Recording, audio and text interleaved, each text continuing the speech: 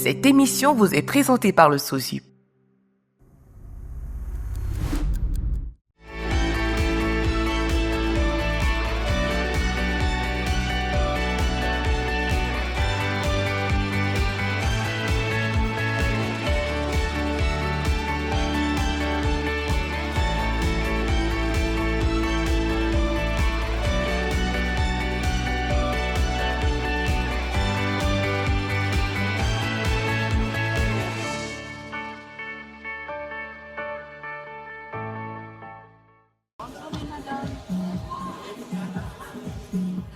Nous sommes au Salon national de l'orientation, phase 2. Cette initiative du secrétariat d'orientation scolaire, universitaire et professionnelle vise essentiellement à promouvoir les métiers dits dorénavant prioritaires en République gabonaise.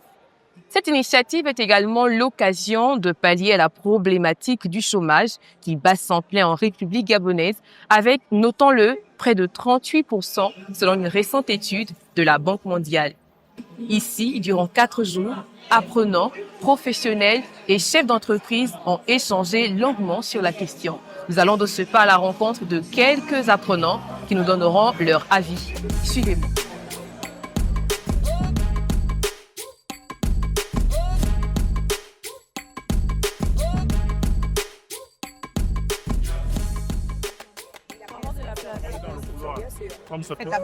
Bonjour mesdames. Bonjour. Alors, nous sommes présentement au Salon national de l'orientation. Vous, en tant qu'élève, quelle est votre impression? Bon, déjà quand je suis venue ici, j'étais vraiment très surpris d'avoir quand on m'a annoncé au lycée qu'on avait une journée d'organisation de l'orientation. Et ça m'a plu parce que j'avais déjà du mal à trouver un peu les universités où je voulais aller. Et donc ce qu'ils ont organisé, ça me réjouit vraiment. Est-ce que vous avez trouvé votre compte? Oui. Sortez de là, qu'est-ce que vous voulez devenir? J'ai envie de faire du marketing digital après. D'accord. Et ensuite poursuivre dans d'autres filières aussi si possible. Et le métier d'avenir, vous avez déjà... Oui. Toujours marketing digital. Là par contre, en avenir, j'ai envie de faire freelance. Travailler à mon propre compte, ouvrir mon entreprise. Merci beaucoup.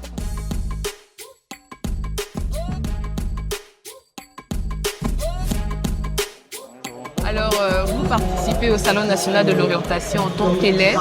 Oui. Qu'est-ce que vous retenez de ce salon? C'est un salon très bon. Ça offre beaucoup d'opportunités, beaucoup de filières à suivre. On peut voir plusieurs stands où on peut te proposer informatique, ingénierie. Ça dépend de ce que tu aimes et ce que tu peux faire. Alors d'être imposé peut-être par d'autres personnes, au moins là, tu as le choix de choisir ce que tu peux faire. Il y a des bonnes personnes ici pour nous orienter. Ils nous donnent plus d'informations sur ce qu'on a envie de faire. Donc ça nous motive en fait.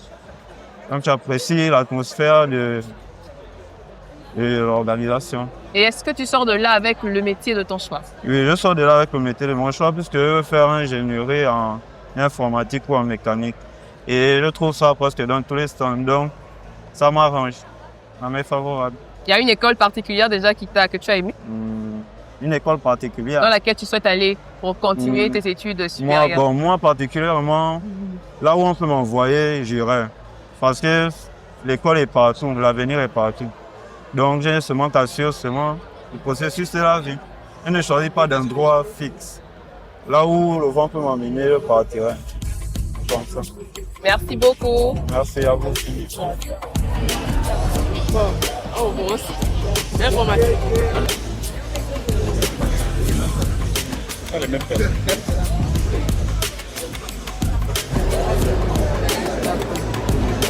Oui, le vegan. Madame, bonjour.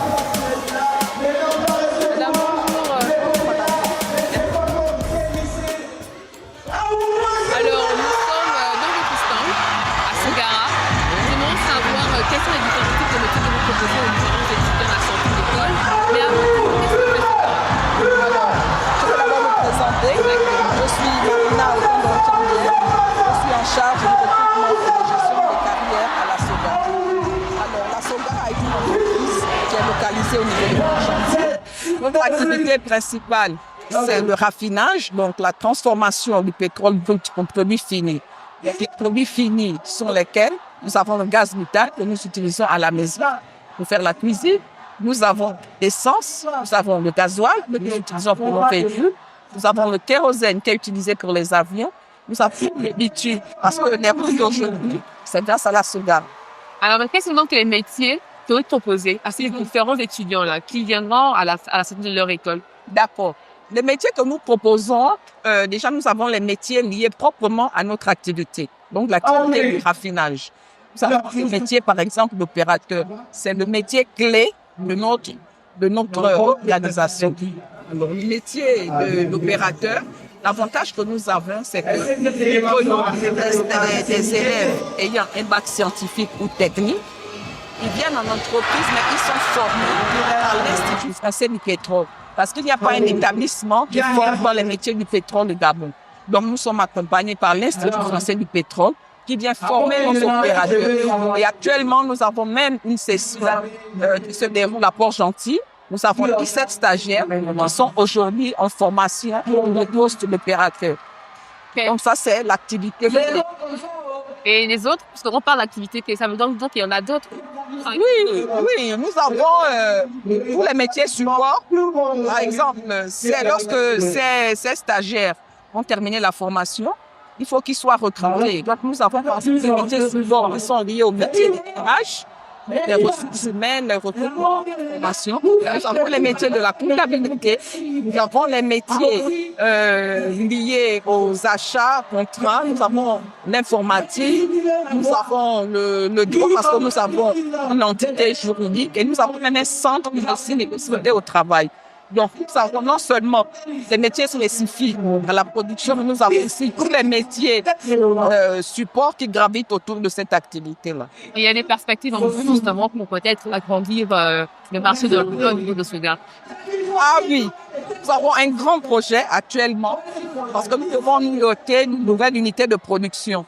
Parce qu'il est important pour nous, aujourd'hui, de pouvoir desservir entièrement le marché local, pouvoir pallier justement à ce problème de manque de produits. Donc, avec la dotation de notre nouvelle unité de production, non seulement on va pouvoir produire des produits de meilleure qualité, mais en plus, nous allons accroître notre production. Et justement, en nous dotant de cette nouvelle unité de production, ce sera l'occasion de pouvoir intégrer de jeunes talents, des jeunes compétents qui pourraient venir pour pouvoir occuper ces postes-là. Parce que nous avons besoin de profils en ingénierie, de procédés, des profils, besoin de profils en maintenance, en HSE, et même des profils dans les métiers support que je vous ai cités auparavant. Merci beaucoup, madame, toutes ces précisions. Merci. C'est moi qui vous remercie.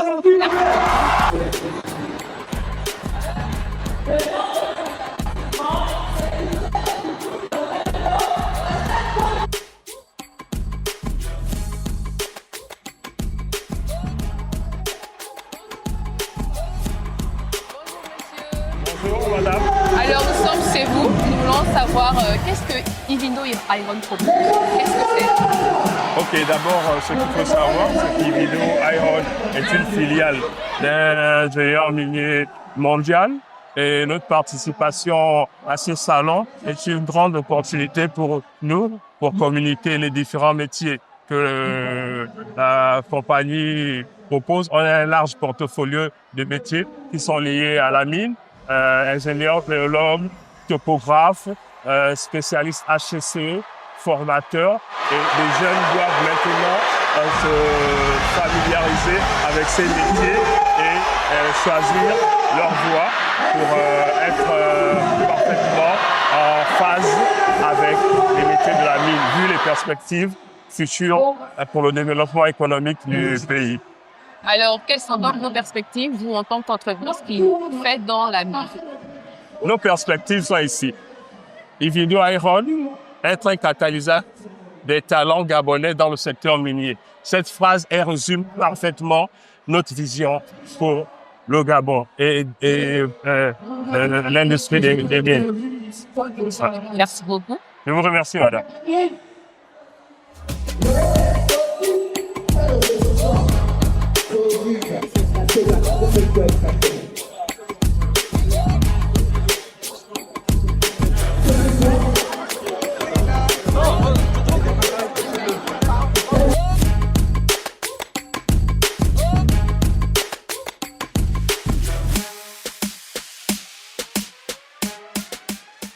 Après avoir visité quelques stands et avoir recueilli des impressions de certains participants, notamment des élèves, nous allons de ce pas à la rencontre de Monsieur Nikombo, responsable au SOSUP. Suivez-moi.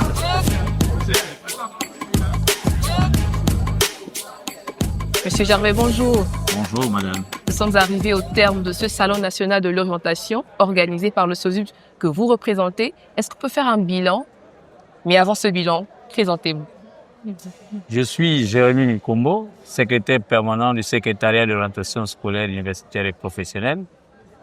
Alors, en termes de bilan, il faut dire que, déjà rappeler que nous sommes ici dans le cadre de la mise en œuvre d'une politique publique du gouvernement, une politique publique centrée sur l'orientation scolaire, universitaire et professionnelle. Cette politique publique avait été actée dans la loi d'orientation de 2011, mise en œuvre par décret 077 de 2019 et réitérée dans le décret numéro 00228 de septembre 2021. Le Salon national de l'orientation, c'est cette plateforme d'échange entre les acteurs de l'éducation. Et quand on parle d'acteurs d'éducation, on voit tout le monde, les parents d'élèves, les élèves, les étudiants et les professionnels. Quand on parle de professionnels, on entend par là des administratifs. Nous avons également le secteur privé. Et vous avez bien pu constater que lors de ce salon, nous avons eu la participation des entreprises et des administrations. Effectivement. Alors, pour revenir sur votre question concernant le bilan, ce qu'il faut dire, c'est que cet événement a été rehaussé par la présence du vice-président de la République, par le Premier ministre et par les membres du gouvernement. C'est-à-dire que cette politique est évidemment une politique qui est encouragée, sinon une politique que le gouvernement suit de très près. Peut-être rappeler que depuis 2011 que cette politique a été mise en place, il a fallu attendre près de 13 ans après pour qu'elle soit véritablement mise en œuvre par l'État, à travers notamment la nomination par le président de la République, chef de l'État, son Excellence le général des brigades, Riscotel Nguema, du secrétaire permanent que je suis.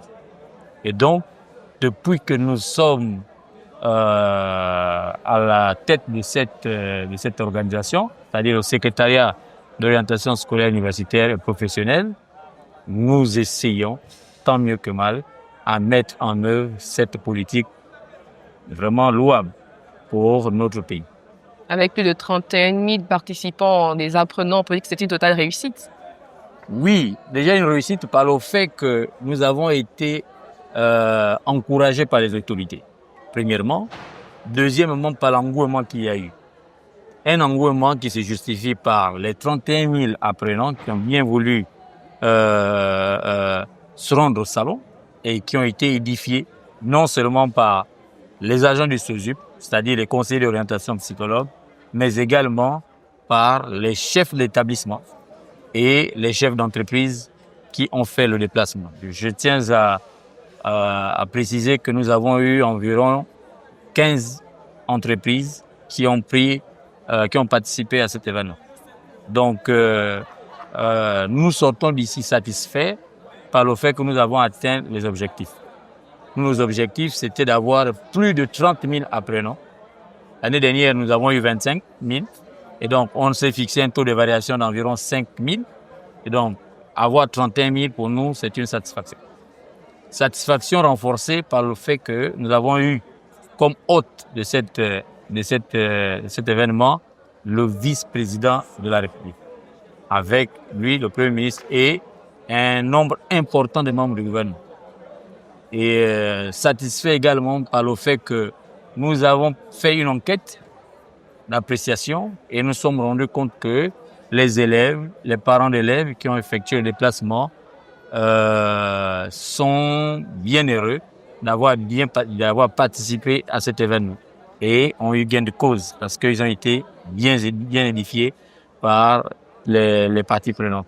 Après cette réussite de cette deuxième édition, quelles sont donc les perspectives pour la troisième, peut-être prochaine édition? Alors, c'est clair, s'il y a une première édition, il y a une deuxième, forcément il y a une troisième. Bien évidemment. Bon, voilà, donc la troisième édition que nous envisageons déjà pour le 2026, nous pensons que pour cette édition, nous allons mettre le paquet, nous allons davantage amener les opérateurs économiques à participer à ce salon. Nous allons donc, il y a un travail qui est prévu d'être fait pour susciter l'adhésion auprès de tous les opérateurs et également de l'administration publique. Parce qu'il faut dire que, comme je vous l'ai dit tout à l'heure, le salon, c'est une tribune d'échange entre les acteurs d'éducation et les professionnels. Alors, nous savons que le SOSUP, c'est le secrétariat d'orientation scolaire, universitaire et professionnelle. Mais concrètement, comment devons-nous le comprendre? Qu'est-ce que le SOSUP renferme? Quelles sont ses principales missions? Alors, la mission principale du SOSUP, c'est d'exécuter la politique de l'État en matière d'orientation scolaire, universitaire et professionnelle. Ça, c'est la mission principale. Cette politique doit être une politique qui est en cohérence, qui doit être en cohérence, et c'est ce que nous faisons depuis que nous sommes là. Cette politique doit être en cohérence avec les besoins en ressources humaines de l'État et les formations.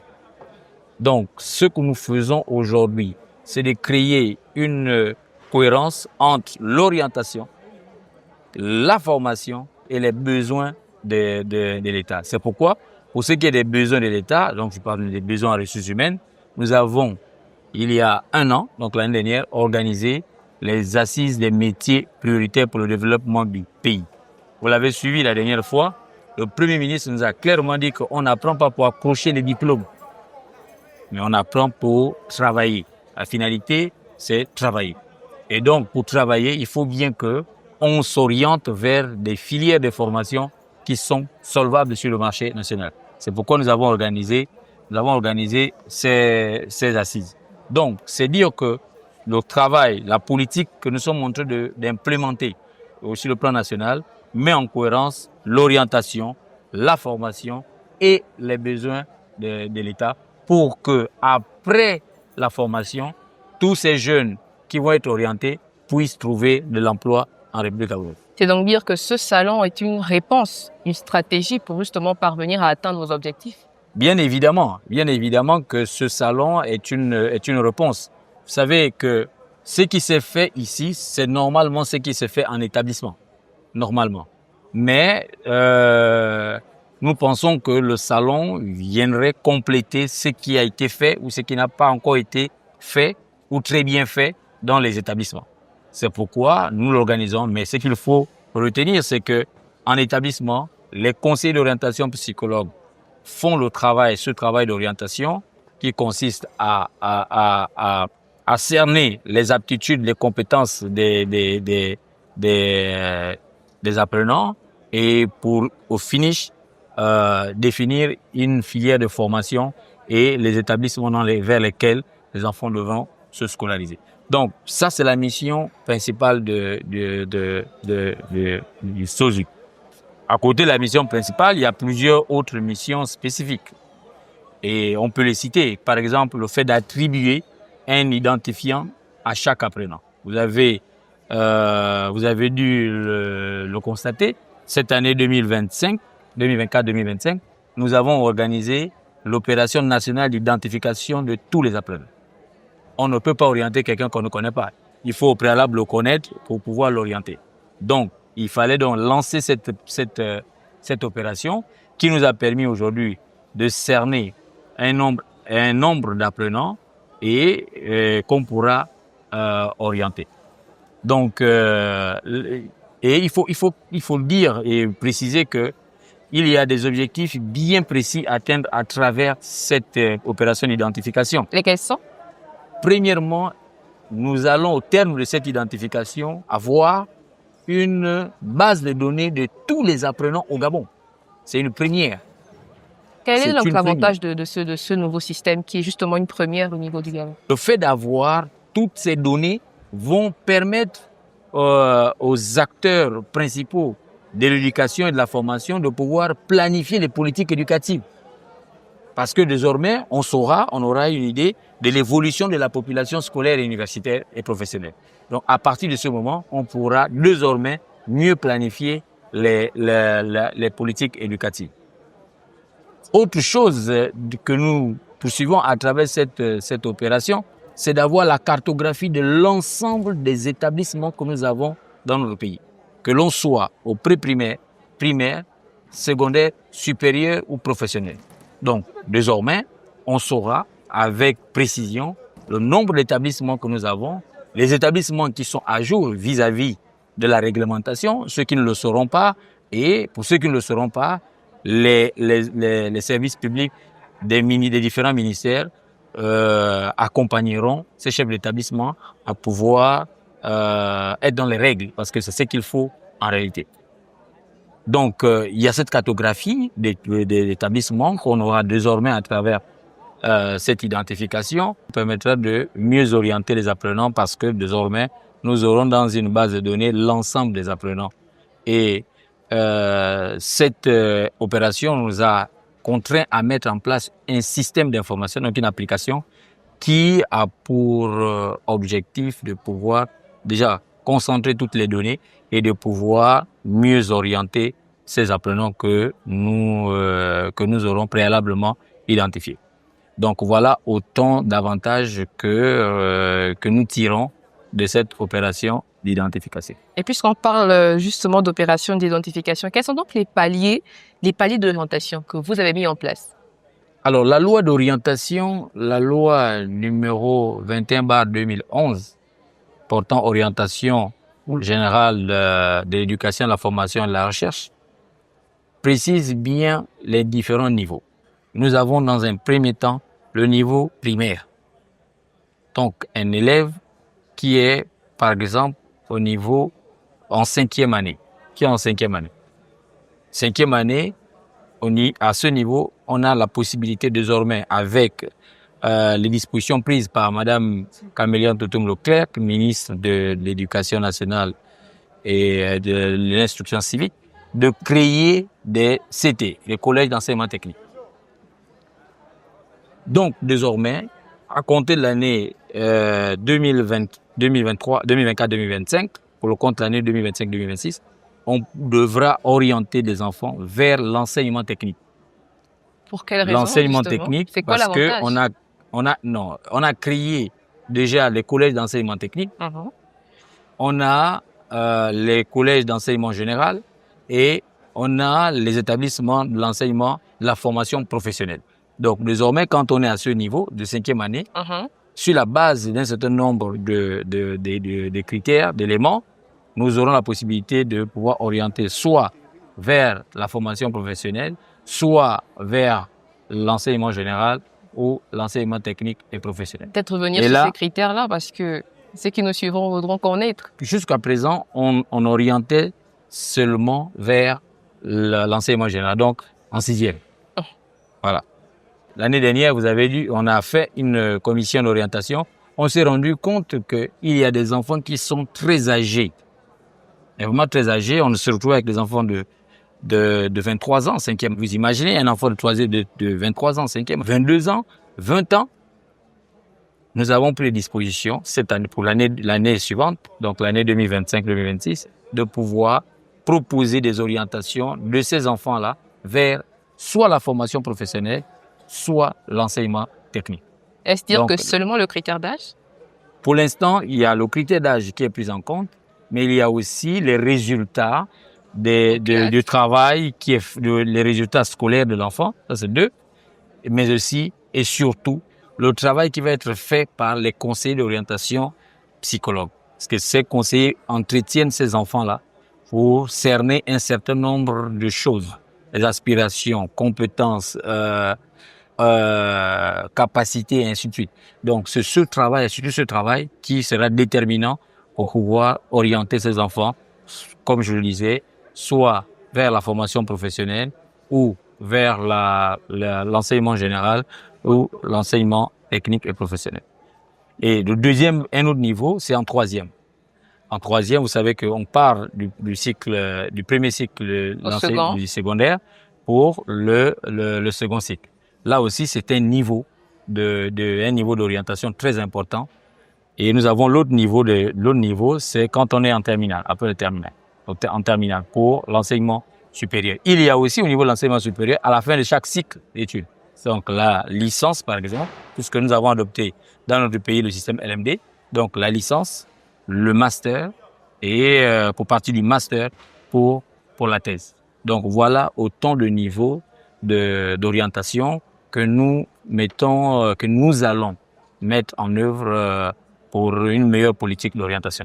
Mais il faut préciser que même quand on est par exemple dans l'enseignement général, on peut partir de l'enseignement général pour soit la formation professionnelle ou bien l'enseignement technique. Donc il y a des passerelles qui sont prévues.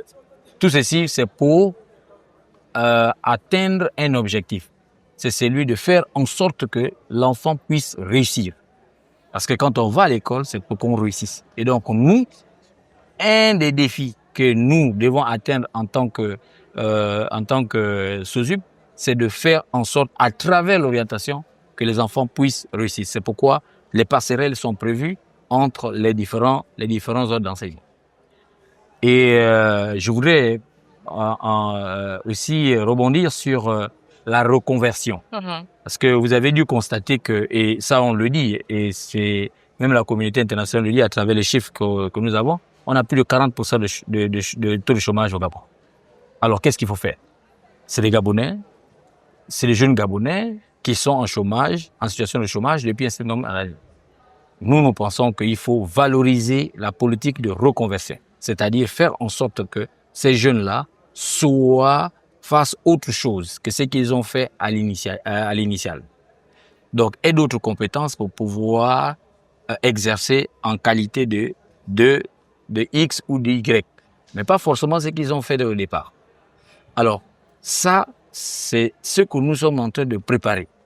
Mais pour le faire, nous avons à actualiser premièrement la cartographie des métiers, parce que pour nous, aujourd'hui, on met un focus sur les projets structurants du gouvernement.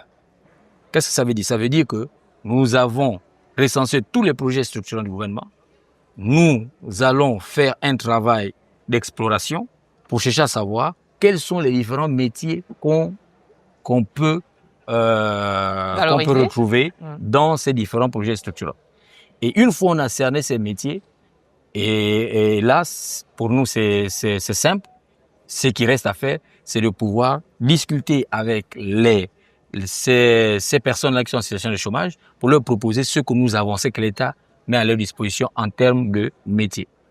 Et nous allons donc les réorienter de manière à ce qu'ils puissent faire ce qui est solvable sur le marché. Et c'est vraiment cette logique-là qu'on est en train de mettre en place pour soulager tous les Gabonais qui sont en situation de chômage aujourd'hui.